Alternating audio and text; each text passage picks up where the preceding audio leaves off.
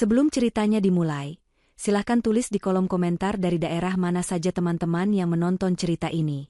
Jangan lupa like dan subscribe agar channel ini bisa semakin berkembang dan bisa mempersembahkan cerita yang lebih menarik lagi. 5 bulan telah berlalu sejak dunia Melia runtuh. 5 bulan sejak dering telepon di tengah malam merenggut Gilang, suaminya, dalam sebuah kecelakaan tunggal yang terasa begitu kejam dan tiba-tiba. Duka adalah selimut tebal yang membekapnya selama berminggu-minggu, mengubah apartemen peninggalan mereka menjadi sebuah penjara kenangan. Setiap sudut berbisik tentang tawa Gilang, setiap barang seolah masih menyimpan hangat sentuhannya. Melia tahu, ia tidak akan bisa sembuh jika terus berada di sana. Maka, dengan sisa tenaga yang ia punya, ia membuat keputusan besar. Ia menjual apartemen itu, mengumpulkan uang pesangon dari kantor lamanya, dan menambahkan seluruh tabungan pribadinya untuk membeli sebuah rumah kecil di pinggir kota. Tunai. Tanpa utang, tanpa cicilan, tanpa kaitan dengan masa lalu. Rumah itu adalah bentengnya. Sebuah bangunan sederhana dengan halaman depan yang ditanami rumput Jepang dan sebatang pohon Kamboja. Dindingnya ia cat dengan warna krem yang menenangkan, dan perabotannya ia pilih sendiri, satu persatu, dengan cermat. Tidak ada lagi barang-barang yang menjeritkan nama Gilang.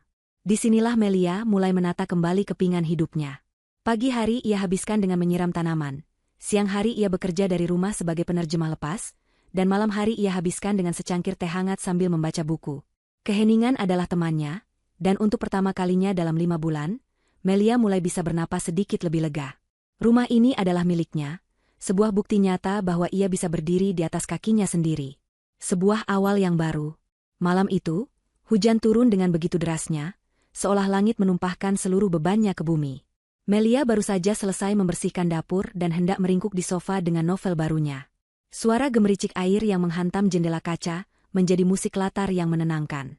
Ia menarik selimut tipis hingga ke dada, merasakan kedamaian merayap di dalam hatinya. Namun, kedamaian itu pecah seketika. Sebuah suara nyaring dan tak terduga membelah keheningan malam. Suara bel rumah. Melia mengerutkan kening. Siapa yang akan bertamu selarut ini, di tengah badai seperti ini? Ia tidak sedang menunggu siapapun. Mungkin hanya anak-anak iseng atau kurir yang salah alamat. Ia mencoba mengabaikannya, berharap suara itu akan hilang. Tetapi bel itu berbunyi lagi, kali ini lebih panjang dan lebih mendesak, seolah jari seseorang menekan tombol itu tanpa henti. Ada nada panik dalam deringnya yang membuat bulu kuduk Melia meremang.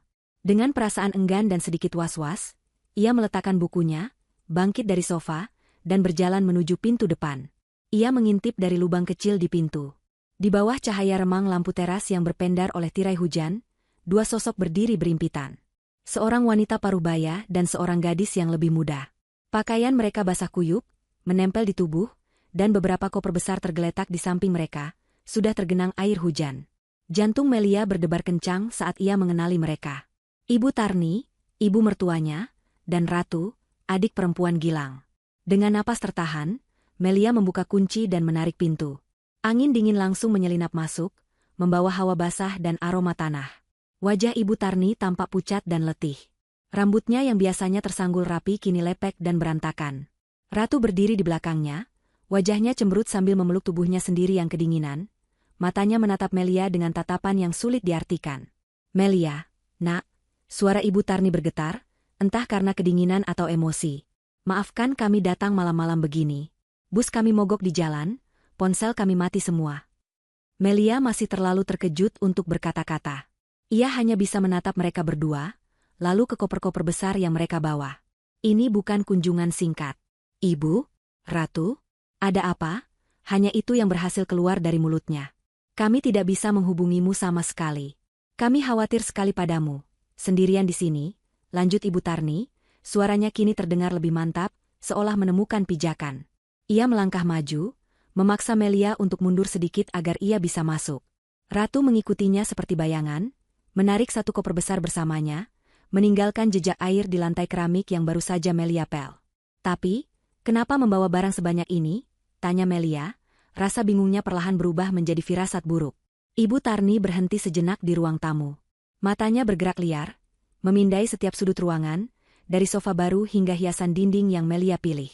Ada kilatan aneh di matanya, sebuah penilaian yang dingin, bukan kekaguman. "Kami pikir, tidak baik kamu tinggal sendirian setelah semua yang terjadi. Kamu butuh keluarga di sisimu. katanya, seolah itu adalah penjelasan yang paling masuk akal di dunia. Ia kemudian berbalik menatap Melia, senyumnya tampak dipaksakan. Jadi, kami memutuskan untuk pindah ke sini dan menemanimu. Untuk sementara, tentu saja. Sampai kamu benar-benar pulih. Melia merasa lidahnya keluh. Pindah? Menemaninya?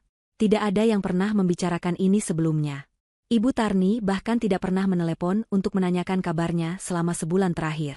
Firasat buruk di dalam hatinya semakin menguat, terasa seperti bongkahan es di perutnya. Ia ingin menolak, ingin mengatakan bahwa ia baik-baik saja, bahwa ia justru membutuhkan kesendirian untuk pulih. Tapi melihat kondisi mereka yang basah kuyup dan tampak menyedihkan, kata-kata itu tersangkut di tenggorokannya.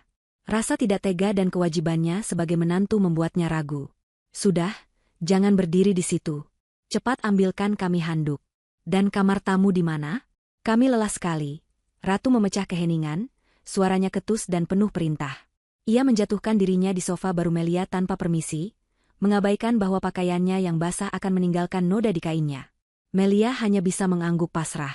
Ia bergegas mengambil handuk dan menunjukkan kamar tamu yang selama ini selalu rapi dan bersih.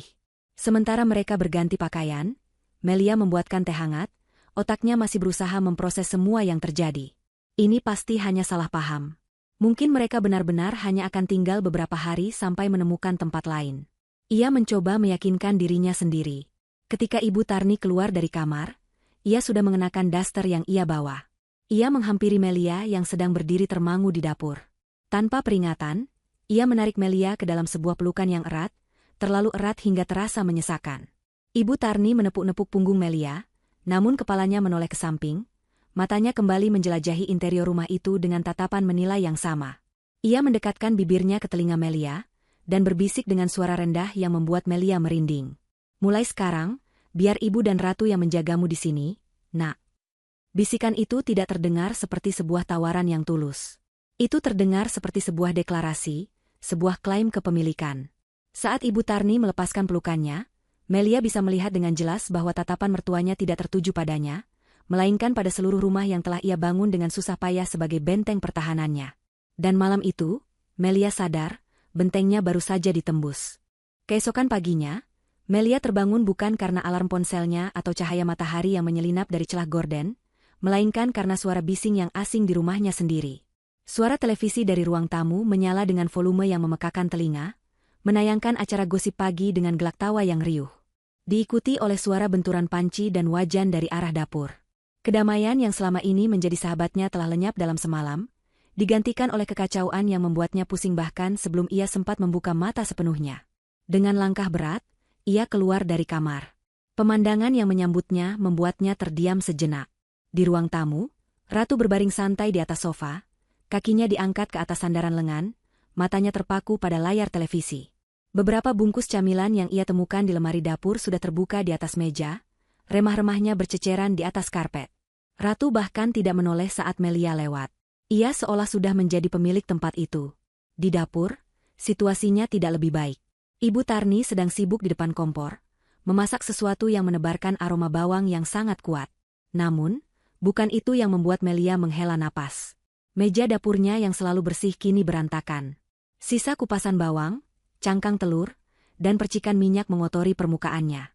Ibu Tarni telah mengeluarkan hampir semua peralatan masaknya, menggunakannya seolah ia sedang mempersiapkan pesta besar. Pagi, Melia, sapa Ibu Tarni tanpa menoleh. Ibu buatkan nasi goreng kesukaan almarhum Gilang. Kamu pasti jarang makan enak selama ini, kan? Kasihan, kurus sekali badanmu. Kalimat itu, yang seharusnya terdengar penuh perhatian, justru terasa seperti sebuah kritikan tajam. Seolah-olah Melia tidak mampu mengurus dirinya sendiri. Melia hanya tersenyum tipis. Terima kasih, Bu, tapi tidak perlu repot-repot. Repot apa? Ini kan sudah jadi dapur ibu juga sekarang, jawab Ibu Tarni dengan enteng. Ia meletakkan sepiring besar nasi goreng di meja makan. Cepat panggil Ratu, sarapan dulu. Setelah itu, kamu bisa mulai mencuci baju kami. Koper kami basah semua tadi malam. Lagi-lagi, sebuah perintah yang dibungkus sebagai permintaan biasa. Melia merasakan gelombang protes naik di dalam dirinya, tetapi ia menelannya kembali. Ia tidak ingin memulai pagi dengan pertengkaran. Ia meyakinkan dirinya sendiri bahwa mereka masih tamu, dan ia harus bersabar. Setelah sarapan, yang diisi dengan keluhan Ratu tentang sinyal wifi yang lambat dan komentar Ibu Tarni tentang bagaimana cara Melia menata piring yang salah, Melia mulai mengumpulkan pakaian kotor mereka. Hari-hari berikutnya berjalan dengan pola yang sama. Kehadiran Ibu Tarni dan Ratu secara perlahan tapi pasti mengikis ruang pribadi Melia, baik secara fisik maupun mental. Ibu Tarni mulai memindahkan barang-barang di rumah tanpa meminta izin. Foto pernikahan Melia dan Gilang yang tadinya berada di tengah dinding ruang tamu, digeser ke sudut untuk memberi tempat pada foto keluarga besar Ibu Tarni. Vas bunga keramik kesayangan Melia dipindahkan dari meja kopi ke atas rak buku yang tinggi karena dianggap menghalangi jalan. Setiap kali Melia mencoba memprotes dengan halus, Ibu Tarni akan selalu menjawab dengan senjata andalannya. Ini kan demi kebaikanmu juga, Nak, supaya rumahnya lebih hidup. Sementara itu, Ratu telah sepenuhnya mengambil alih ruang tamu. Ia menghabiskan sebagian besar waktunya di sana, melakukan siaran langsung untuk media sosialnya, tertawa dan berbicara dengan keras di telepon, atau tidur di sofa. Ia tidak pernah sekalipun menawarkan bantuan untuk membersihkan rumah, atau mencuci piring bekas makannya sendiri. Semua barangnya, mulai dari pengisi daya ponsel, produk riasan, hingga pakaian yang baru ia coba, dibiarkan berserakan begitu saja. Ia memperlakukan Melia bukan sebagai kakak ipar, melainkan sebagai asisten rumah tangga yang tidak dibayar. Suatu sore, Melia baru saja menyelesaikan pekerjaannya dan ingin beristirahat sejenak.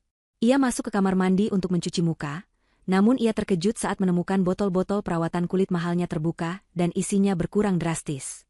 Ia tahu pasti siapa pelakunya.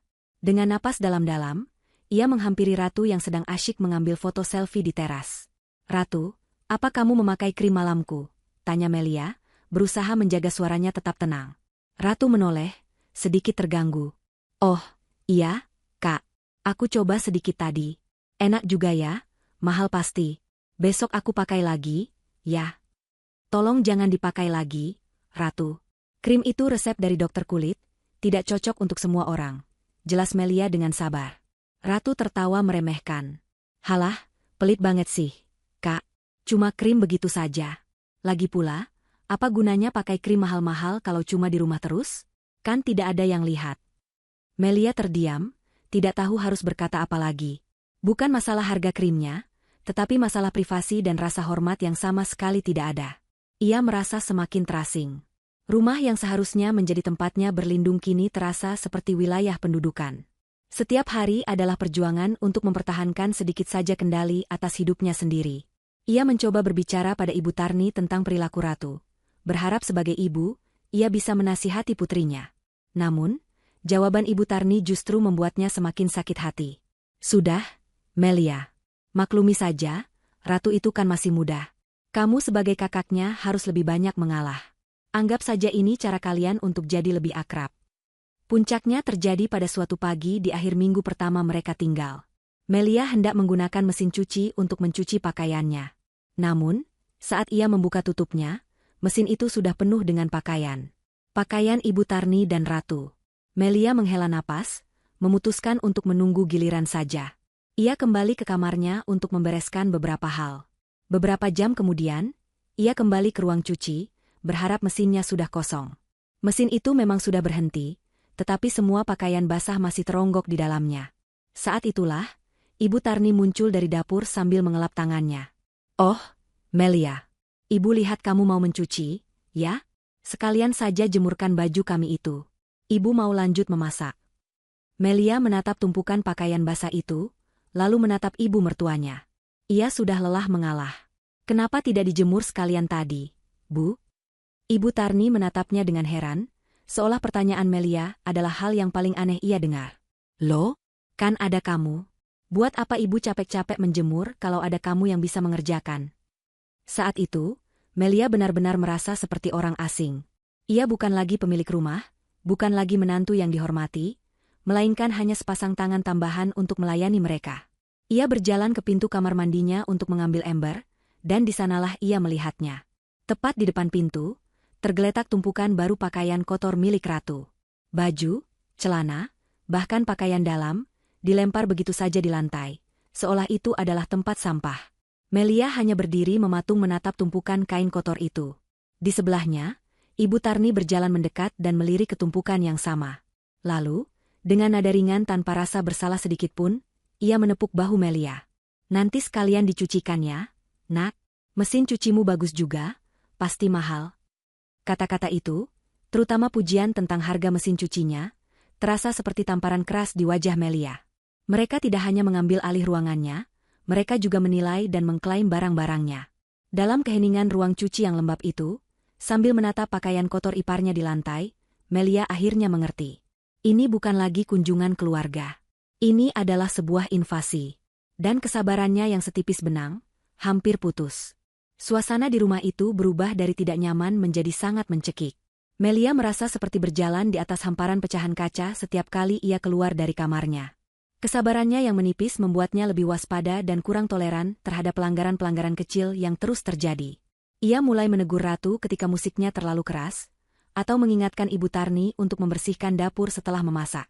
Tentu saja, tegurannya hanya dianggap angin lalu, bahkan dibalas dengan tatapan sinis atau gumaman tidak jelas. Rumah yang seharusnya menjadi tempat penyembuhan, kini menjadi medan perang dingin. Konflik terbesar berpusat di sekitar kamar. Ratu tidak pernah berhenti mengeluh tentang kamar tamu.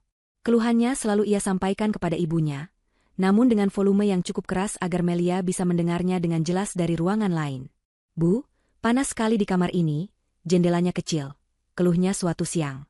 "Cahayanya juga jelek, aku jadi tidak bisa bikin konten yang bagus. Kalau di kamar Kak Melia kan jendelanya besar, menghadap ke taman." Ibu Tarni akan menimpali dengan nada penuh simpati yang dibuat-buat. "Sabar ya, nak. Kasihan anak ibu satu-satunya harus tidur di kamar sempit begini. Padahal di rumah ini ada kamar yang lebih besar dan lebih bagus." Melia berusaha menutup telinga dari semua itu. Kamar tidurnya adalah satu-satunya ruang pribadi yang tersisa. Itu adalah benteng terakhirnya. Di sanalah ia bisa menangis tanpa ada yang melihat, membaca buku dalam ketenangan, dan merasakan sisa-sisa kedamaian yang belum direnggut darinya. Tempat tidurnya yang nyaman, meja kerjanya yang menghadap ke taman belakang, dan lemari pakaian yang berisi barang-barangnya adalah satu-satunya hal di rumah itu yang masih terasa sepenuhnya miliknya. Ia tidak akan pernah menyerahkan itu. Di sisi lain, bagi Ratu dan Ibu Tarni, kamar utama itu bukan hanya sekadar ruangan. Kamar itu adalah simbol status. Mendapatkannya berarti memenangkan pertempuran, sebuah penegasan siapa yang sebenarnya berkuasa di rumah itu. Setiap hari, Ratu akan dengan sengaja berjalan melewati kamar Melia yang pintunya sedikit terbuka, matanya melirik ke dalam dengan penuh rasa iri dan keinginan. Ia menginginkan kasur ukuran raja itu, kamar mandi pribadi di dalamnya, dan balkon kecil yang menghadap ke taman. Puncak dari perang dingin ini terjadi pada suatu malam di meja makan. Melia baru saja selesai memasak makan malam, sup ayam dan perkedel jagung. Suasana sudah tegang sejak awal. Ratu mengaduk-aduk supnya dengan malas, sementara Ibu Tarni makan dalam diam, sesekali melirik tajam ke arah Melia. "Aku tidak habis pikir," Ratu memulai, meletakkan sendoknya dengan kasar hingga menimbulkan bunyi denting yang keras. "Bagaimana Kak Gilang dulu betah tinggal di apartemen sempit? Untung saja sekarang Kak Melia pindah ke rumah yang lebih besar. Setidaknya ada sirkulasi udara." Melia tidak menanggapi, ia terus makan dengan tenang. Ia tahu ini adalah sebuah pancingan. Ibu Tarni menyahut, seolah melanjutkan percakapan yang sudah mereka rencanakan. "Benar katamu, RAT. Rumah ini memang lumayan. Sayang sekali kalau tidak dimanfaatkan dengan baik. Ada ruangan besar yang nyaman, tapi yang menempati malah lebih suka menyendiri." Sindiran itu ditujukan langsung padanya. Melia meletakkan sendoknya, menatap ibu mertuanya. "Maksud ibu?"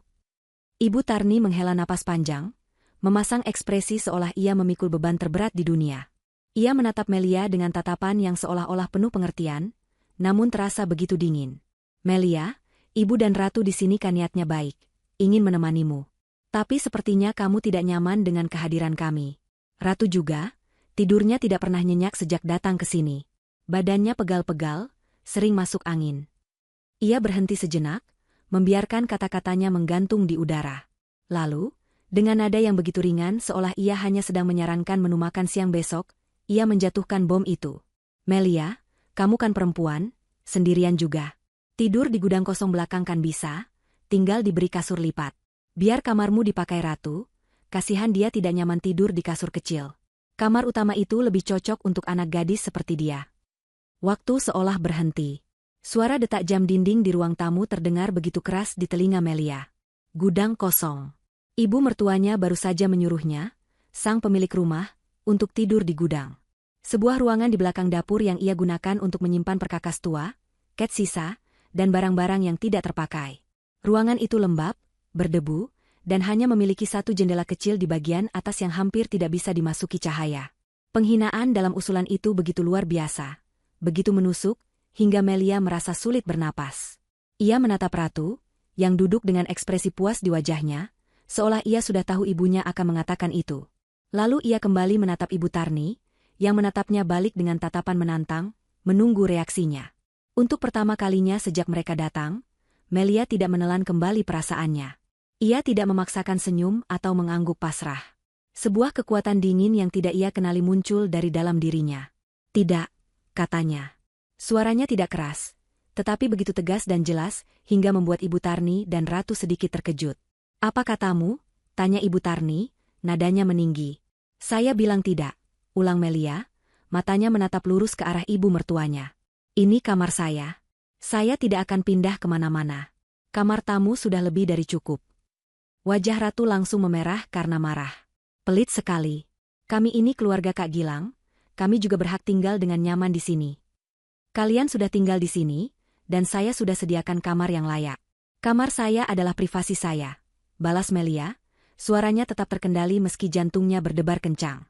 "Dasar menantu tidak tahu diri," bentak Ibu Tarni, akhirnya menunjukkan warna aslinya. "Kami datang jauh-jauh untuk menemanimu, dan ini balasanmu? Kamu pikir kamu siapa? Kamu pikir rumah ini sepenuhnya milikmu? Jangan lupa, kamu bisa membeli rumah ini juga karena ada sangkut pautnya dengan anakku." Makan malam berakhir di sana. Melia bangkit dari kursinya, membawa piringnya yang masih terisi setengah ke dapur, dan langsung masuk ke kamarnya tanpa mengucapkan sepatah kata pun lagi. Ia mengunci pintu dari dalam, punggungnya bersandar di kayu yang dingin. Tangannya gemetar, bukan karena takut, tapi karena luapan amarah yang selama ini ia pendam. Malam itu, rumah terasa semakin dingin dan asing. Ia bisa mendengar suara pintu dibanting dan bisik-bisik penuh amarah dari luar. Keesokan harinya, perang hening dimulai. Mereka tidak lagi berbicara padanya. Ibu Tarni dan Ratu hanya akan berinteraksi satu sama lain, mengabaikan keberadaan Melia seolah ia tidak ada. Suasana begitu berat dan penuh permusuhan. Melia merasa lega karena setidaknya ia telah menarik garis batas. Namun, perasaan lega itu tidak berlangsung lama. Malam harinya, setelah seharian bekerja di dalam kamar, Melia keluar untuk mengambil minum. Saat ia kembali, ia memasukkan kunci ke lubang pintu kamarnya, tetapi kunci itu terasa aneh. Sulit untuk diputar. Ia mencoba beberapa kali, mendorong dan menarik pintu sedikit, hingga akhirnya kunci itu berhasil berputar dengan bunyi, klik, yang janggal. Jantungnya mulai berdebar tidak enak. Ia memeriksa kenop dan lubang kuncinya. Ada goresan-goresan tipis di sekitar lubang kunci, goresan baru yang belum pernah ada sebelumnya. Seperti bekas benda logam yang dipaksa masuk. Seseorang telah mencoba membuka paksa pintunya. Napasnya tercekat di tenggorokan. Ia berdiri diam di depan pintunya, seluruh tubuhnya menegang. Saat itulah, dari dalam kamar tamu yang pintunya tidak tertutup rapat, ia mendengar suara Ratu yang sedang berbicara di telepon. "Iya, aku coba tadi pas dia di dapur, tapi susah kuncinya. Keras banget," kata Ratu dengan nada kesal. "Ibuku bilang coba lagi besok." "Tenang saja, Say. Sebentar lagi master bedroom ini jadi punyaku. Kalau sudah jadi kamarku, kalian semua boleh main ke sini. Kita bikin pesta." Darah serasa surut dari wajah Melia. Jadi ini bukan lagi sekadar permintaan. Ini adalah rencana.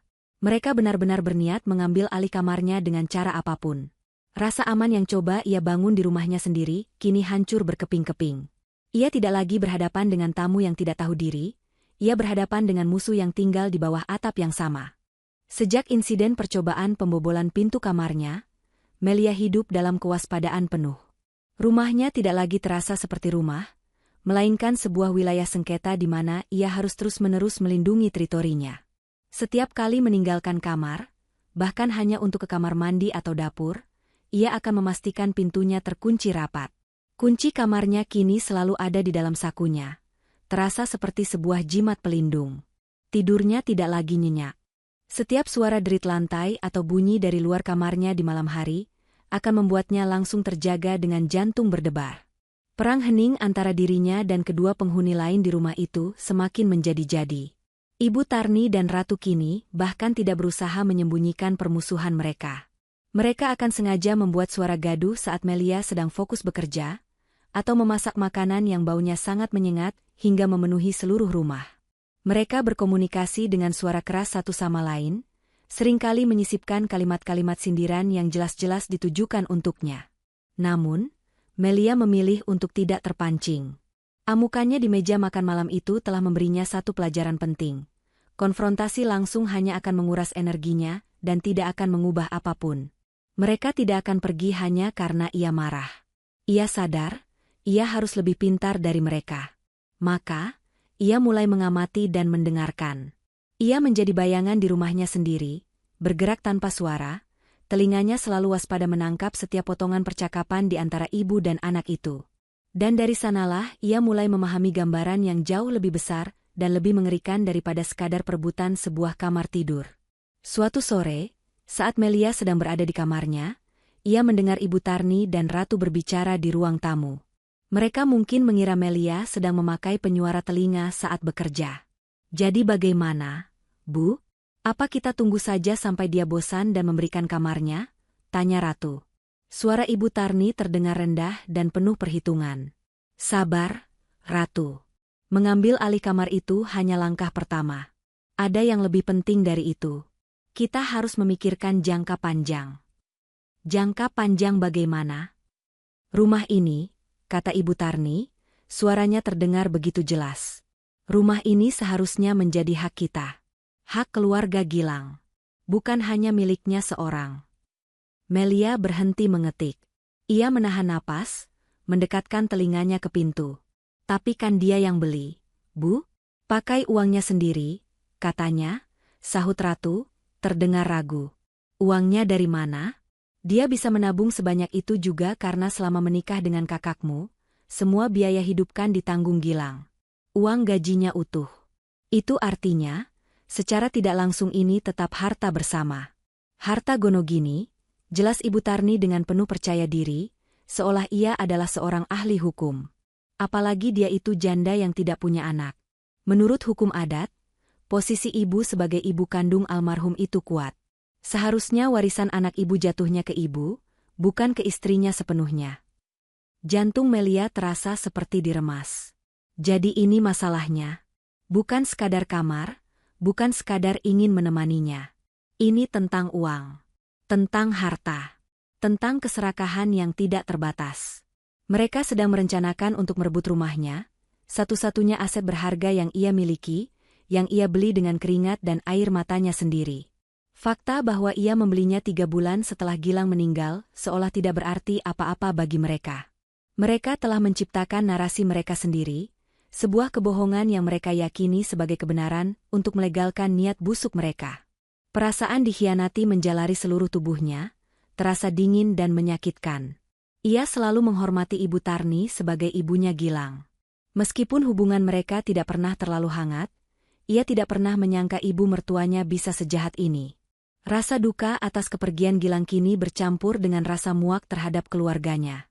Percakapan di luar terus berlanjut. Lalu apa yang harus kita lakukan, Bu? Tanya Ratu, suaranya kini terdengar bersemangat, terhasut oleh logika serakah ibunya. Kunci dari semuanya, bisik Ibu Tarni, adalah surat rumah itu. Sertifikatnya. Kalau dokumen itu sudah ada di tangan kita, dia tidak akan bisa berbuat apa-apa. Kita bisa bilang ke semua orang kalau rumah ini memang dibelikan Gilang untuk kita, dan dia hanya menumpang. Kita bisa jadikan sertifikat itu jaminan di bank, dapat uang untuk modal usahamu. Dia mau melawan? Siapa yang akan percaya padanya? Mendengar kata sertifikat, darah Melia serasa membeku. Ia langsung teringat pada map tebal berwarna hijau yang ia simpan di laci paling bawah meja kerjanya. Laci itu memang tidak pernah ia kunci. Selama ini ia tidak pernah berpikir bahwa ia harus mengunci laci di dalam rumahnya sendiri dari anggota keluarga. Betapa naifnya dia. Sejak saat itu, ketakutan Melia perlahan berubah menjadi sesuatu yang lain. Sesuatu yang lebih dingin, lebih tajam. Sebuah tekad. Ia tidak akan membiarkan mereka menang. Ia tidak akan membiarkan kerja kerasnya dan masa depannya dihancurkan oleh keserakahan mereka. Ia berhenti memandang dirinya sebagai korban. Kini, Ia adalah seorang pejuang yang harus mempertahankan bentengnya sampai titik darah penghabisan. Perang heningnya kini memiliki tujuan yang jelas, melindungi sertifikat itu dengan cara apapun. Ia mulai memperhatikan gerak-gerik mereka dengan lebih saksama. Ia melihat bagaimana tatapan ratu sering tertuju pada ruang kerjanya. Ia juga memperhatikan bagaimana Ibu Tarni, dengan dalih membersihkan rumah, seringkali berlama-lama di dekat area meja kerjanya, menyentuh dan merapikan barang-barang di atasnya. Mereka sedang mencari kesempatan. Suatu hari, Melia sengaja meninggalkan pintu kamarnya sedikit terbuka saat ia pergi ke dapur. Ia berdiri di balik dinding, mengamati. Benar saja, tidak lama kemudian, Ibu Tarni berjalan perlahan mendekati kamarnya, melongo ke dalam, matanya langsung tertuju pada meja kerja di sudut ruangan. Ia tampak ragu-ragu untuk masuk. Saat Melia sengaja menjatuhkan sendok di dapur hingga menimbulkan suara, Ibu Tarni langsung terlonjak kaget dan bergegas pergi, berpura-pura sedang menuju kamar mandi. Malam itu, Melia tidak bisa tidur. Ia duduk di meja kerjanya, menatap laci paling bawah. Di sanalah senjatanya, sekaligus kelemahannya, tersimpan. Mereka mengincar surat itu. Mereka pikir dengan memiliki kertas itu, mereka bisa merebut segalanya. Mereka salah besar. Melia membuka laci itu, mengeluarkan map hijau tersebut dan menatapnya lama. Sebuah rencana mulai terbentuk di benaknya. Rencana yang berisiko, tetapi jika berhasil, akan menjebak mereka dalam permainan yang mereka ciptakan sendiri. Ia tidak akan lagi hanya bertahan. Ia akan mulai menyerang. Setelah malam yang menegangkan itu, Melia mengira suasana di rumah akan menjadi semakin buruk. Ia mempersiapkan diri untuk lebih banyak lagi keheningan yang memusuhi, sindiran yang lebih tajam, dan tatapan penuh kebencian. Namun, apa yang terjadi keesokan paginya justru sangat di luar dugaannya. Ia terbangun oleh aroma wangi roti bakar dan kopi, aroma yang sudah lama tidak ia cium di rumahnya sendiri. Dengan perasaan waspada, ia keluar dari kamar. Pemandangan di dapur membuatnya berhenti melangkah. Ibu Tarni sedang berdiri di depan meja makan, menata beberapa lembar roti bakar dengan selai srikaya di atas piring. Di sampingnya, Ratu sedang mengaduk 2 cangkir kopi. Tidak ada wajah cemberut, tidak ada tatapan sinis. Saat melihat Melia, Ibu Tarni tersenyum lebar, senyuman yang tampak begitu tulus hingga terasa palsu. "Pagi, Melia. Sudah bangun, Nak? Sini, sarapan dulu. Ibu buatkan roti bakar kesukaanmu," sapanya dengan nada riang yang dibuat-buat. Ratu menoleh dan, meskipun tidak tersenyum, ia mengangguk kecil. "Pagi, Kak." Melia terpaku sejenak, otaknya mencoba memproses perubahan drastis ini. Kemarin mereka membentaknya dan mencoba membobol pintunya, hari ini mereka menyiapkannya sarapan. Ini adalah sebuah taktik. Setelah gagal dengan cara intimidasi, mereka kini mencoba jalan lain. Jalan yang lebih halus, lebih licik, dan mungkin lebih berbahaya. Mereka akan mencoba meruntuhkan pertahanannya dengan topeng kebaikan. Meskipun alarm bahaya berbunyi nyaring di kepalanya, Melia memutuskan untuk bermain bersama mereka. Ia tahu, menolak kebaikan mereka hanya akan memancing pertengkaran baru dan membuat mereka kembali ke mode serangan. Ia harus tahu apa permainan yang sedang mereka mainkan. "Wah, terima kasih banyak, Bu, Erate," kata Melia, memaksakan seulas senyum di wajahnya. "Tidak perlu repot-repot padahal." "Repot apa? Anggap saja permintaan maaf kami soal semalam," sahut Ibu Tarni, suaranya terdengar penuh penyesalan. Ia menarik kursi untuk Melia. "Ibu sadar ibu sudah keterlaluan. Tentu saja kamu berhak atas kamarmu. Kami yang salah karena tidak mengerti perasaanmu. Maafkan ibu ya, Nak." Permintaan maaf itu terasa hampa. Kata-katanya terucap dengan begitu mudah tanpa beban. Ratu hanya diam, tetapi ia meletakkan secangkir kopi di depan Melia, sebuah gestur damai yang terasa sangat canggung. Melia duduk dan mulai makan, berpura-pura menerima permintaan maaf itu dengan lapang dada. "Sudah, Bu, tidak apa-apa. Saya juga mungkin terlalu sensitif semalam." Dari sanalah babak baru sandiwara ini dimulai. Rumah itu mendadak berubah menjadi panggung teater. Ibu Tarni dan Ratu memainkan peran sebagai keluarga yang peduli dan penuh kasih sayang. Mereka mulai sering memuji masakan Melia, menanyakan pekerjaannya, dan yang paling sering, mereka mulai membangkitkan kenangan tentang Gilang. Kenangan itu menjadi senjata utama mereka. Suatu sore, saat Melia sedang bekerja, Ibu Tarni masuk ke kamarnya membawa sepiring pisang goreng. "Ini, Nak, dimakan dulu. Dulu Gilang suka sekali pisang goreng buatan ibu. Dia selalu bilang, dia ingin kamu belajar resepnya dari ibu. Katanya, matanya menerawang. Gilang pasti sedih sekali melihat kita bertengkar kemarin. Dia pasti ingin kita semua akur dan saling menjaga. Setiap kata adalah tusukan kecil yang dirancang untuk menimbulkan rasa bersalah di hati Melia. Mereka menggunakan memori suaminya untuk memanipulasinya, untuk membuatnya lengah dan merasa bahwa kecurigaannya selama ini adalah hal yang salah dan tidak berdasar. Melia akan tersenyum, mengangguk, dan mengucapkan terima kasih, sambil di dalam hati ia merasakan amarah yang dingin. Ia melihat dengan jelas apa yang sedang mereka lakukan. Mereka pikir ia bodoh. Mereka pikir ia bisa dilunakan dengan cerita-cerita sentimental. Ratu pun ikut dalam permainan ini, meskipun aktingnya tidak sebagus ibunya. Ia mulai memanggil Melia dengan sebutan, Kak Mel, dan sesekali menawarkan bantuan-bantuan kecil yang sebenarnya tidak berarti, seperti mengambilkan minum atau membawakan piring kotor ke dapur. Namun, di balik semua itu, matanya masih menyimpan kilat keserakahan yang sama. Puncak dari sandiwara mereka terjadi beberapa hari kemudian. Pagi itu, Ibu Tarni menghampiri Melia dengan wajah penuh semangat. Melia, lihat deh, kamarmu ini sepertinya butuh dibersihkan besar-besaran. Banyak debu di sudut-sudut. Kamu kan sibuk kerja terus? Pasti tidak sempat. Biar ibu dan ratu yang bantu, ya? Sekalian kita tata ulang sedikit biar suasananya lebih segar. Inilah yang ditunggu-tunggu Melia. Tawaran, bantuan, ini adalah kuda Troya mereka. Ini adalah alasan yang mereka ciptakan untuk bisa masuk dan menggeledah satu-satunya area pribadi yang tersisa miliknya secara legal. Melia berpura-pura ragu sejenak. Apa tidak merepotkan, Bu? Tentu saja tidak.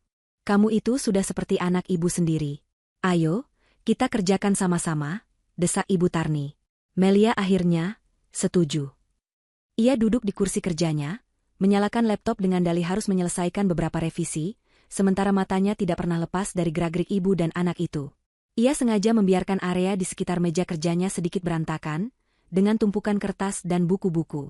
Laci tempat ia menyimpan sertifikat itu seolah memanggil-manggil mereka. Ibu Tarni mulai dengan membersihkan jendela dan mengelap debu di rak buku. Ratu, dengan setengah hati, mulai menyapu lantai. Mereka bekerja sambil terus mengobrol, menciptakan suasana yang santai dan normal. Namun, Melia bisa merasakan ketegangan di bawah permukaan. Ia melihat bagaimana arah sapu Ratu selalu menuju ke dekat meja kerjanya. Ia melihat bagaimana tatapan Ibu Tarni sesekali mencuri pandang ke arah laci-laci mejanya. Kemudian, momen itu pun tiba. Ratu, setelah selesai menyapu, mendekati meja kerja Melia. Kak, di bawah meja kakak kotor banget. Banyak debu. Laci-lacinya juga. Sini aku bersihkan sekalian, katanya. Tangannya sudah terulur hendak meraih kenop laci paling bawah. Jantung Melia berdebar kencang, tetapi wajahnya tetap tenang. Sebelum jari Ratu menyentuh laci itu, Melia berkata dengan nada ramah namun tegas. Terima kasih, Ratu. Tapi jangan yang itu. Biar nanti saya sendiri yang bersihkan. Ratu menarik kembali tangannya, sedikit terkejut. Kenapa, Kak? Cuma laci biasa, kan? Di dalam situ banyak dokumen pekerjaan yang penting dan sudah tersusun rapi. Nanti kalau berantakan, saya yang pusing, jawab Melia, matanya menatap lurus ke arah Ratu. Saat itulah, Ibu Tarni yang sedang mengelap permukaan meja, ikut menimpali. Benar kata Ratu, Mel. Dikasih bantuan kok menolak. Cuma dilap sebentar saja tidak akan membuat dokumenmu terbang. Tangannya bergerak seolah tanpa sengaja, menyentuh laci yang sama. Ia berhenti sejenak, jarinya bertumpu di sana, sedikit lebih lama dari yang seharusnya. Dalam sepersekian detik yang terasa begitu panjang, mata Ibu Tarni bertemu dengan mata Melia. Di sana, di dalam tatapan itu, topeng kebaikan itu retak. Melia bisa melihat kilatan frustrasi dan keserakahan yang tidak lagi bisa disembunyikan. Ibu Tarni tahu bahwa Melia tahu. Dan Melia tahu bahwa Ibu Tarni tahu ia mengetahuinya. Permainan itu telah terungkap dalam sebuah kontak mata yang hening. Ibu Tarni segera menarik tangannya dan tersenyum kaku. Oh, ya sudah kalau begitu. Kami lanjut bersihkan yang lain saja. Sandiwara itu terus berlanjut hingga sore, tetapi energinya sudah berbeda. Mereka tahu Melia sedang mengawasi. Dan Melia tahu mereka hanya menunggu saat yang tepat untuk kembali mencoba. Malam itu, setelah mereka selesai, Melia duduk sendirian di kamarnya yang kini terasa lebih dingin. Kontak mata tadi adalah deklarasi perang tanpa suara. Ia tidak bisa terus-menerus berjaga seperti ini.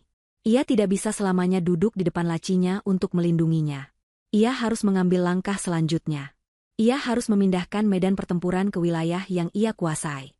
Kontak mata dengan Ibu Tarni di depan meja kerjanya menjadi titik balik bagi Melia. Keraguan terakhir yang mungkin masih tersisa di benaknya kini lenyap tak berbekas. Ia tidak lagi berurusan dengan keluarga yang serakah, tetapi dengan predator yang sabar dan licik, yang hanya menunggu saat yang tepat untuk menerkam. Terus-menerus bertahan seperti ini, hanya akan membuatnya lelah secara mental dan fisik. Ia tidak bisa mengawasi mereka 24 jam sehari. Cepat atau lambat, ia akan lengah, dan saat itulah mereka akan bergerak. Ia sadar, pertahanan terbaik adalah menyerang. Malam itu, setelah memastikan Ibu Tarni dan Ratu sudah masuk ke kamar mereka, Melia menyalakan laptopnya. Namun, ia tidak membuka dokumen pekerjaannya. Ia membuka peramban internet dan mulai melakukan riset. Jarinya menari di atas papan ketik, memasukkan kata-kata kunci, kamera pengawas mini, cara membuktikan niat jahat, kekuatan hukum salinan sertifikat. Ia membaca puluhan artikel, forum hukum, dan ulasan produk hingga matanya terasa perih. Ia tidak akan gegabah. Rencananya harus sempurna, tanpa celah. Keesokan paginya, ia menelepon Sarah, sahabatnya sejak kuliah yang kini bekerja di sebuah firma hukum. Ia sengaja menelepon di taman belakang, berbicara dengan suara pelan, memastikan tidak ada yang bisa menguping pembicaraannya. "Sar, aku butuh bantuanmu," kata Melia, langsung ke inti permasalahan. Ia menceritakan semuanya, dari kedatangan mereka yang tiba-tiba, invasi perlahan, hingga puncaknya pada bisik-bisik soal hak waris dan upaya mereka untuk mencari sertifikat rumahnya. Di seberang telepon, Sarah mendengarkan dengan saksama. "Mel, ini gila," katanya setelah Melia selesai bercerita. "Ini bukan lagi masalah keluarga, ini sudah masuk ranah percobaan penipuan. Kamu harus sangat hati-hati. Itulah kenapa aku meneleponmu. Aku punya sebuah rencana, tapi aku butuh nasihat hukum darimu. Apa yang harus aku lakukan?" "Pertama dan yang paling utama, amankan asetmu," kata Sarah dengan tegas. "Sertifikat asli itu tidak boleh ada di rumah. Sama sekali. Kamu harus menyimpannya di tempat yang paling aman, seperti safe deposit box di bank." "Lalu bagaimana cara menjebak mereka?" tanya Melia. "Kamu butuh bukti yang tidak bisa disangkal. Rekaman video dan audio adalah yang terbaik. Jika kamu bisa merekam mereka saat mengambil dokumen yang mereka kira asli, dan merekam percakapan mereka tentang rencana mereka untuk menggunakan dokumen itu, posisimu akan sangat kuat," jelas Sarah. "Buat salinan sertifikatmu yang sudah dilegalisir di notaris. Kelihatannya akan sangat mirip dengan yang asli. Gunakan itu sebagai umpan. Setelah mereka mengambilnya dan kamu punya rekamannya, barulah kita bisa bertindak." Nasihat dari Sarah memantapkan rencana Melia. Ia kini memiliki peta jalan yang jelas. Hari itu juga, ia mengatakan pada Ibu Tarni dan Ratu, bahwa ia harus pergi ke pusat kota untuk bertemu dengan klien penting. Itu adalah kebohongan pertamanya yang terencana. Tujuan sebenarnya adalah notaris dan bank. Di kantor notaris, ia menjelaskan situasinya secara singkat. Dengan bantuan staf di sana, ia berhasil mendapatkan beberapa rangkap salinan sertifikat rumahnya yang telah dilegalisir, lengkap dengan stempel dan tanda tangan yang membuatnya tampak sangat resmi. Dari sana, ia langsung menuju bank tempat ia menyimpan tabungannya. Ia menyewa sebuah safe deposit box kecil. Rasanya aneh sekaligus melegakan saat ia memasukkan map hijau berisi sertifikat asli yang berharga itu ke dalam kotak logam yang dingin. Ia memutar kuncinya 2 kali. Saat pintu baja tebal dari ruang brankas itu ditutup dengan bunyi yang berat dan mantap, sebagian besar beban di pundaknya terasa terangkat. Asetnya, masa depannya, kini aman. Langkah selanjutnya adalah bagian yang paling menegangkan, pengawasan. Dalam perjalanan pulang, ia mampir ke sebuah toko elektronik dan membeli 3 buah kamera pengawas mini. Bentuknya beragam, satu menyerupai pengisi daya USB, satu lagi seperti pena digital, dan yang terakhir tersembunyi di dalam sebuah jam meja digital kecil. Malam itu, ia menunggu hingga lewat tengah malam. Suara dengkuran halus dari kamar tamu menandakan bahwa kedua musuhnya sudah terlelap. Dengan jantung berdebar kencang, ia mulai memasang jebakannya.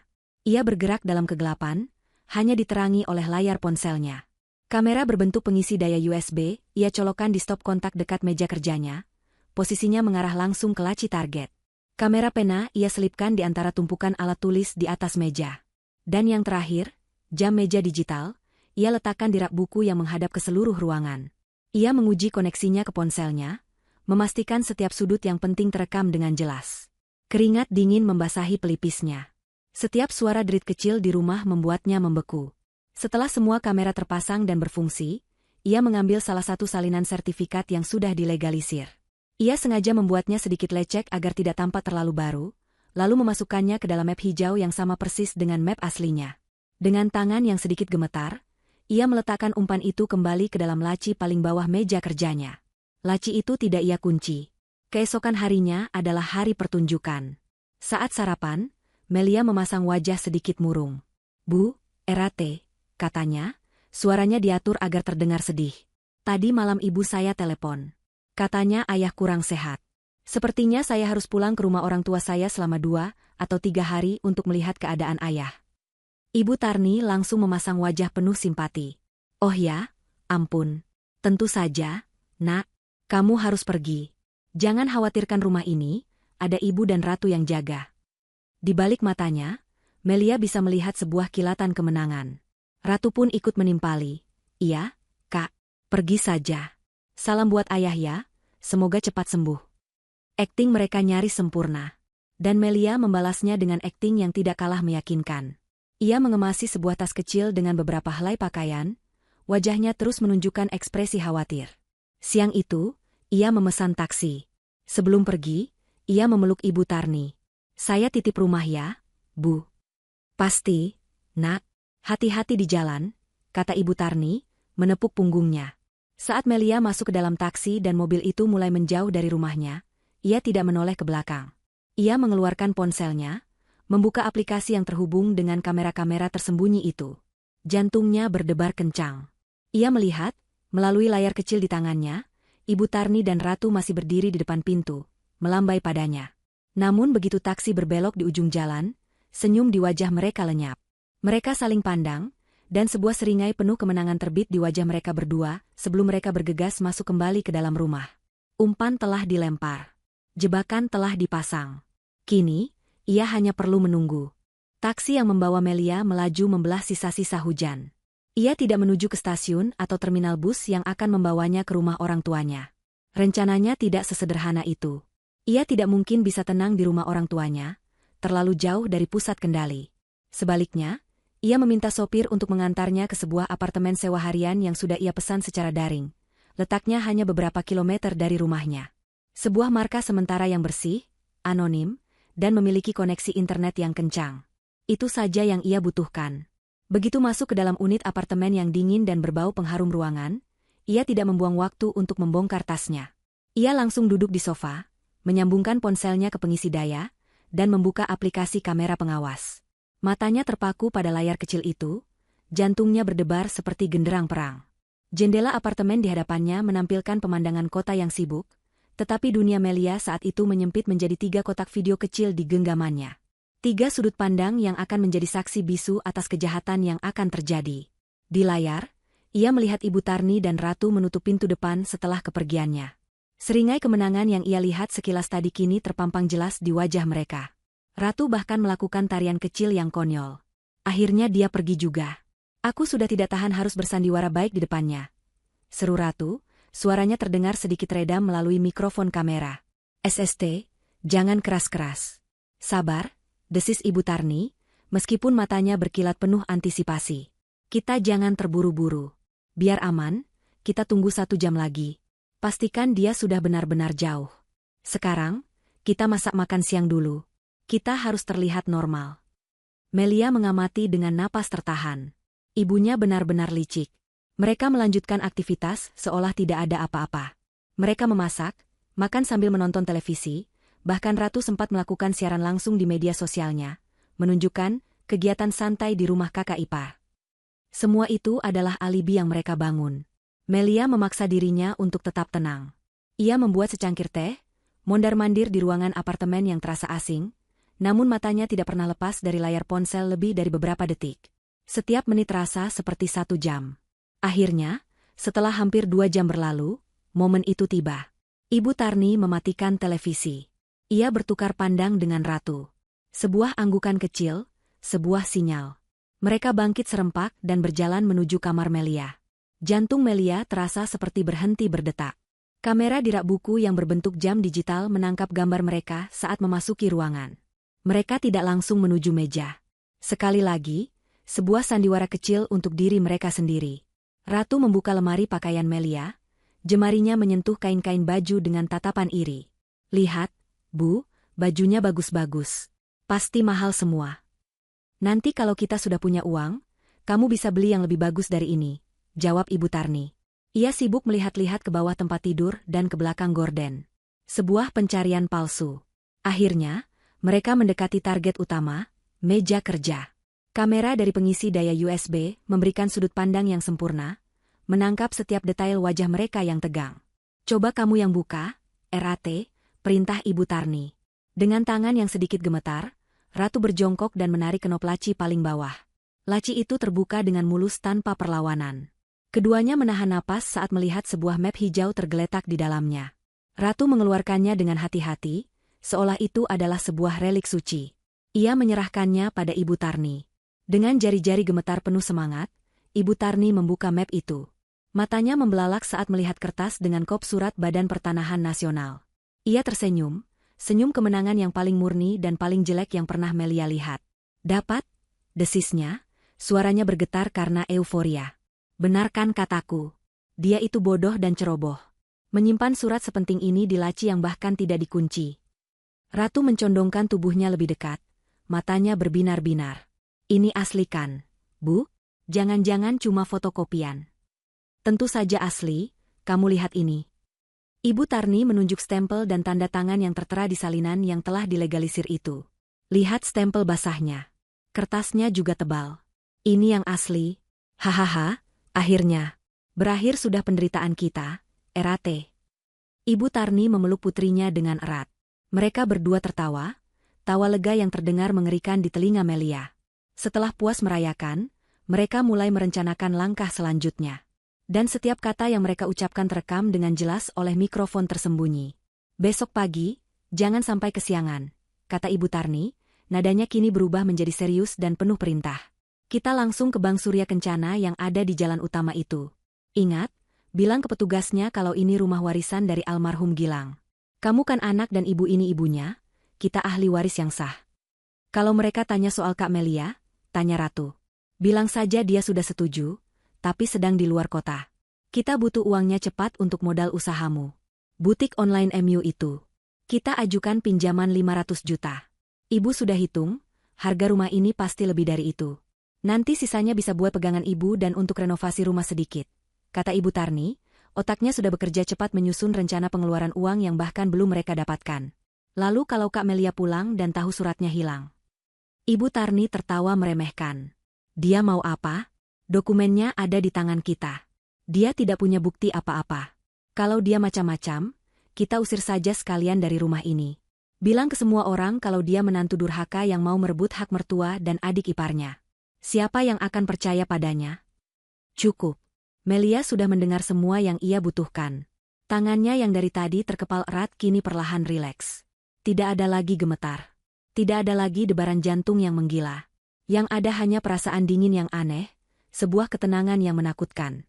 Rasa sakit karena pengkhianatan telah menguap, digantikan oleh kepuasan yang suram. Mereka telah masuk ke dalam perangkapnya dengan begitu sempurna.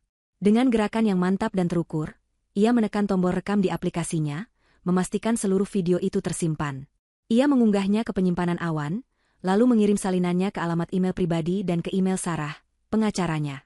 Bukti itu kini aman di beberapa tempat, tidak mungkin bisa dihapus. Ia melihat di layar, Ibu Tarni dengan hati-hati menyimpan map hijau itu ke dalam tas tangannya. Mereka kemudian membereskan kembali kamar itu seperti semula, berusaha menghilangkan semua jejak mereka. Setelah itu, mereka keluar dari kamar dengan senyum puas. Melia mematikan layar ponselnya. Ruangan apartemen yang tadinya terasa menegangkan kini terasa tenang. Ia bangkit, berjalan ke arah jendela, dan menatap pemandangan kota di luar. Orang-orang di bawah sana sibuk dengan kehidupan mereka, tidak menyadari drama yang baru saja ia saksikan. Ia menarik napas dalam-dalam. Bagian pertama dari rencananya telah berhasil dengan gemilang. Kini, saatnya mempersiapkan bagian kedua. Bagian di mana para pemburu itu menyadari bahwa mereka sebenarnya adalah mangsa. Ia kembali meraih ponselnya, mencari nama Sarah di kontaknya, dan menekan tombol panggil. Saat sahabatnya itu menjawab, suara Melia terdengar begitu tenang, datar, dan dingin seperti baja. Sar, kita dapatkan mereka. Semuanya terekam. Sekarang, saatnya menyusun acara penyambutan untuk mereka. Melia tidak kembali keesokan harinya, atau bahkan lusa. Ia membiarkan Ibu Tarni dan Ratu menikmati kemenangan palsu mereka selama 2 hari penuh. Dari kamera pengawas yang terus ia pantau dari apartemen sewanya, ia melihat mereka berdua pergi pagi-pagi sekali pada hari pertama, berdandan rapi dan membawa tas berisi sertifikat curian itu. Mereka pasti pergi ke bank. Ia melihat mereka kembali beberapa jam kemudian dengan wajah kecewa. Dari potongan percakapan yang berhasil ia tangkap, pihak bank rupanya meminta beberapa dokumen pendukung lain dan ingin melakukan survei, sebuah prosedur standar yang tidak mereka antisipasi. Kekecewaan itu membuat mereka semakin tidak waspada. Mereka yakin kemenangan hanya tertunda sebentar. Pada pagi hari ketiga, Melia memutuskan sudah saatnya untuk pulang. Ia check out dari apartemen dan naik taksi menuju rumahnya. Saat ia tiba di depan gerbang, ia mengambil napas dalam-dalam, mengenakan kembali topeng wajah murung seorang anak yang mengkhawatirkan orang tuanya. Kehadirannya yang tiba-tiba di ambang pintu membuat Ibu Tarni dan Ratu, yang sedang bersantai menonton televisi, terlonjak kaget. Wajah mereka langsung pucat pasi, bertukar pandang dengan panik. "Melia, kamu sudah pulang, nak?" seru Ibu Tarni, suaranya terdengar 1 oktav lebih tinggi dari biasanya. "Bagaimana keadaan ayahmu?" "Sudah jauh lebih baik, Bu," jawab Melia dengan senyum tipis yang tampak letih. Ia meletakkan tasnya. "Hanya kelelahan saja ternyata. Jadi saya putuskan untuk langsung pulang." Ia mengamati reaksi mereka dengan saksama. Ratu tampak gelisah, tidak berani menatap matanya. Ibu Tarni, dengan kemampuan aktingnya yang lebih terasa, berusaha keras untuk terlihat normal, meskipun tangannya sedikit gemetar saat ia meraih remote untuk mengecilkan volume televisi. Mereka jelas sedang menunggu. Menunggu ledakan. Menunggu Melia masuk ke kamarnya, menyadari sertifikatnya hilang, dan keluar dengan amukan. Tapi ledakan itu tidak pernah datang. Melia sama sekali tidak masuk ke kamarnya.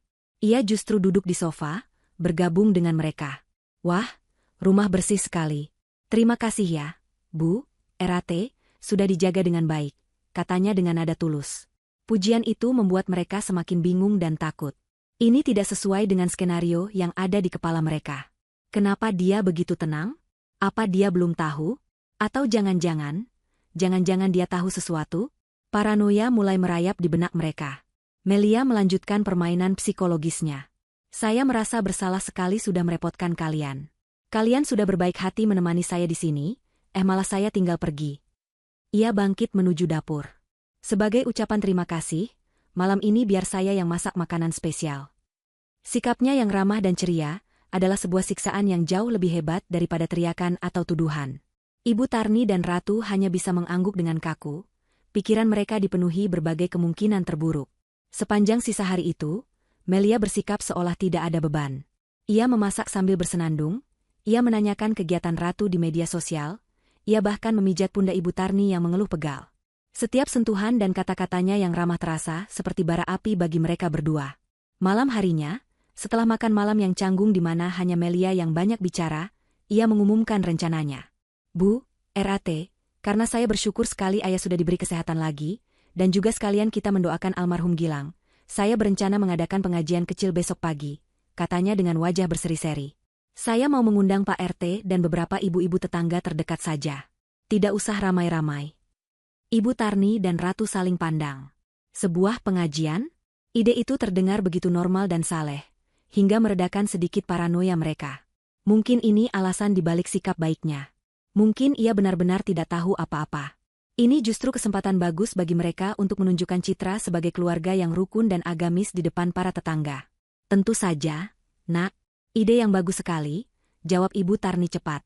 "Biar Ibu bantu siapkan semuanya besok." "Terima kasih, Bu," kata Melia. "Kalian pakai baju yang paling bagus ya besok. Biar terlihat pantas di depan para tamu." Malam itu, saat semua orang sudah tidur, Melia tidak tidur. Ia sibuk melakukan persiapan terakhirnya. Ia tidak memesan kue atau menyiapkan minuman untuk pengajian.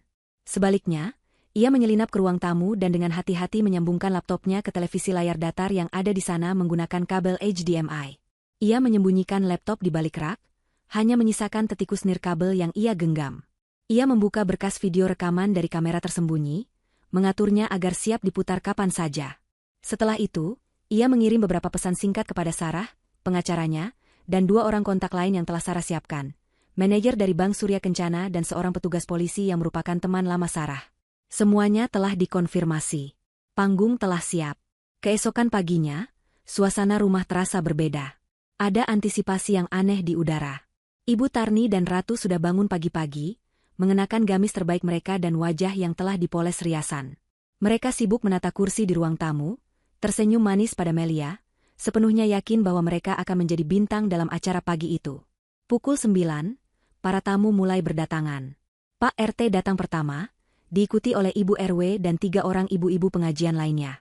Mereka semua menyalami Melia, Ibu Tarni, dan Ratu dengan hangat.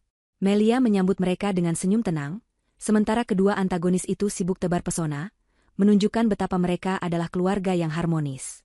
Mereka merasa aman. Mereka merasa menang. Mereka sama sekali tidak tahu bahwa mereka sebenarnya adalah domba yang sedang digiring ke panggung pembantaian. Saat semua tamu telah duduk dengan nyaman, Melia berdiri di depan. Ruangan menjadi hening, semua orang menunggunya untuk memulai acara. Ibu Tarni dan Ratu duduk paling depan, memasang ekspresi paling saleh yang bisa mereka buat. Mereka menatap Melia, menantunya yang mereka anggap bodoh, dengan senyum tipis di bibir. Mereka tidak tahu bahwa senyum itu akan menjadi senyum terakhir mereka untuk waktu yang sangat lama. Ledakan yang selama ini tertunda, akhirnya hanya tinggal hitungan detik. Melia berdiri di tengah ruang tamu yang hening. Semua mata tertuju padanya. Wajah-wajah tetangganya menunjukkan ekspresi simpati dan rasa ingin tahu. Sementara di barisan paling depan, Ibu Tarni dan Ratu memasang wajah paling saleh. Bibir mereka bergerak-gerak seolah sedang merapal doa dalam hati. Mereka mengira acara ini adalah tentang mereka, tentang citra mereka sebagai keluarga yang penyayang. Mereka sama sekali tidak siap dengan apa yang akan terjadi selanjutnya. Assalamualaikum warahmatullahi wabarakatuh. Melia memulai. Suaranya terdengar jelas dan mantap, memenuhi ruangan. Bapak-bapak, ibu-ibu sekalian, terima kasih banyak sudah bersedia meluangkan waktu untuk hadir di rumah saya pagi ini. Ia berhenti sejenak. Matanya menyapu seluruh ruangan sebelum akhirnya berhenti dan menatap lurus ke arah ibu mertua dan adik iparnya. Seperti yang saya sampaikan sebelumnya, acara ini saya adakan sebagai rasa syukur atas kesehatan ayah saya, dan tentu saja, untuk mengirim doa bagi almarhum suami saya, Gilang. Ibu Tarni mengangguk-angguk dengan hikmat, senyum tipis tersungging di bibirnya. Ia tampak begitu bangga. Namun, lanjut Melia, dan nada suaranya sedikit berubah, menjadi lebih tajam dan lebih serius. Ada hal lain yang ingin saya sampaikan pada kesempatan ini. Sesuatu yang saya rasa perlu diketahui oleh Anda semua sebagai tetangga terdekat saya. Sesuatu tentang arti sebuah keluarga, tentang kepercayaan, dan tentang bagaimana sebuah niat baik bisa disalahgunakan untuk sebuah kejahatan yang terencana. Suasana di ruangan itu langsung berubah. Para tamu saling berpandangan, bingung. Senyum di wajah Ibu Tarni membeku, dan Ratu mulai tampak gelisah di kursinya. Mereka bisa merasakan arah pembicaraan ini berbelok ke jalur yang tidak mereka inginkan. Apa maksudmu, Melia? Tanya Ibu Tarni, berusaha terdengar bingung, meskipun ada nada panik dalam suaranya. Kenapa berbicara seperti itu di acara pengajian? Melia tidak menjawabnya. Sebaliknya, ia mengambil tetikus nirkabel yang tersembunyi di balik vas bunga di meja. Dengan satu klik, televisi layar datar besar di dinding yang tadinya menampilkan layar hitam, kini menyala. Ruangan itu seketika diterangi oleh cahaya dari layar. Namun, yang muncul bukanlah rangkaian foto kenangan almarhum Gilang atau ayat-ayat suci. Yang muncul adalah rekaman video dari sudut tinggi rak buku di kamar Melia. Seluruh ruangan hening. Para tamu mencondongkan tubuh mereka ke depan, mata mereka terpaku pada layar. Di layar, mereka melihat dengan jelas sosok Ibu Tarni dan Ratu yang sedang menyelinap masuk ke dalam kamar. Video itu bisu pada awalnya, hanya menunjukkan gerak-gerik mereka yang mencurigakan, menggeledah seisi ruangan sebelum akhirnya mendekati meja kerja. Wajah Ibu Tarni dan Ratu berubah menjadi seputih kertas. Keringat dingin mulai membasahi dahi mereka. Melia, apa-apaan ini? Matikan, desis Ibu Tarni, suaranya bergetar hebat. Tetapi Melia tidak bergerak. Ia justru menekan tombol lain di tetikusnya, dan kini, suara dari video itu terdengar dengan jernih di seluruh ruangan. Para tamu bisa mendengar dengan telinga mereka sendiri, setiap kata yang diucapkan oleh ibu dan anak itu. Dapat. Suara kemenangan Ibu Tarni menggema. Benarkan kataku. Dia itu bodoh dan ceroboh. Gaspalan kaget terdengar dari barisan ibu-ibu pengajian. Pak RT yang tadinya duduk santai, kini duduk tegak dengan wajah mengeras. Di layar, adegan terus berlanjut. Percakapan mereka tentang memalsukan niat di bank, rencana untuk menggadaikan sertifikat, jumlah uang 500 juta yang mereka incar, hingga kalimat terakhir yang paling mengerikan dari Ibu Tarni. Kalau dia macam-macam, kita usir saja sekalian dari rumah ini. Saat video itu berakhir dan layar kembali menjadi hitam, keheningan yang tercipta terasa begitu berat dan memekakan telinga. Semua topeng telah terbuka. Semua sandiwara telah berakhir. Ibu Tarni dan Ratu duduk membeku, terhina di hadapan semua orang yang tadinya mereka coba kelabui.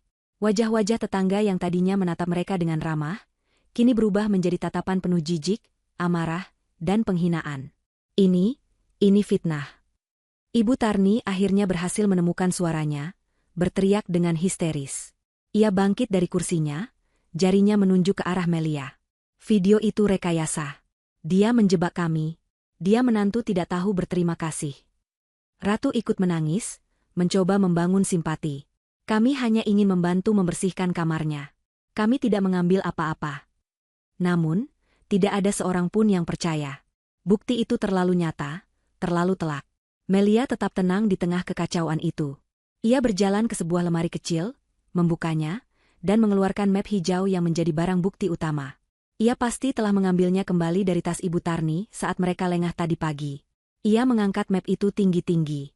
Ini adalah dokumen yang mereka ambil dari laci saya, yang terekam dengan jelas di video tadi, katanya dengan suara yang lantang.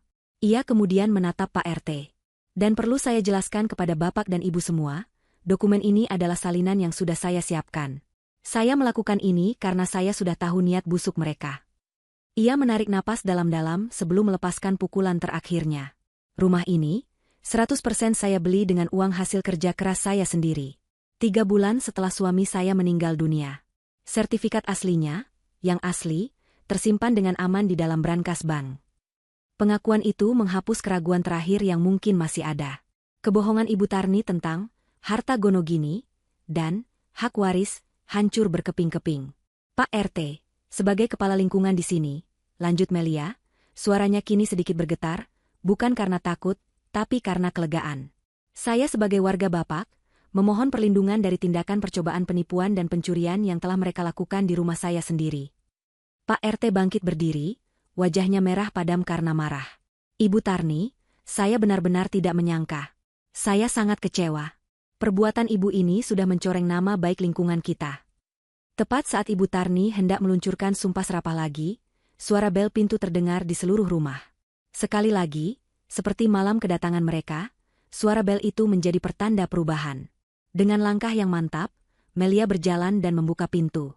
Di ambang pintu tidak hanya berdiri Sarah, pengacaranya, tetapi juga 2 orang lain yang berpakaian rapi dengan logo Bank Surya Kencana di seragam mereka, dan di belakang mereka, berdiri 2 orang petugas polisi berseragam lengkap.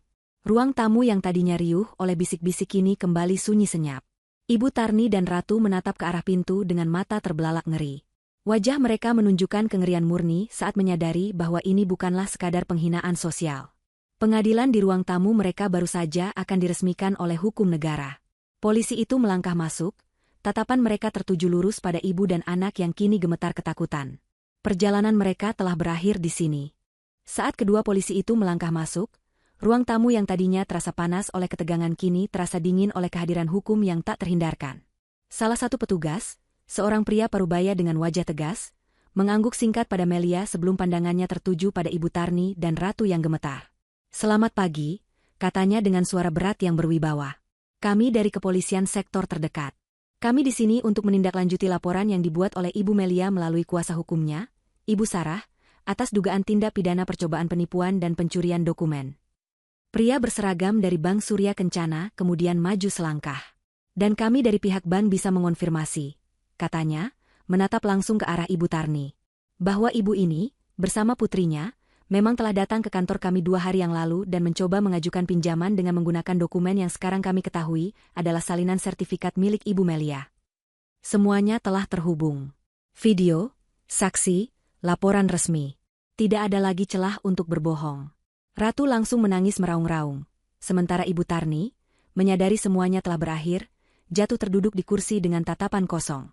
Semua energi jahatnya seolah tersedot habis, hanya menyisakan sosok wanita tua yang kalah dan menyedihkan. Para tetangga yang hadir menjadi saksi bisu dari drama penegakan hukum itu.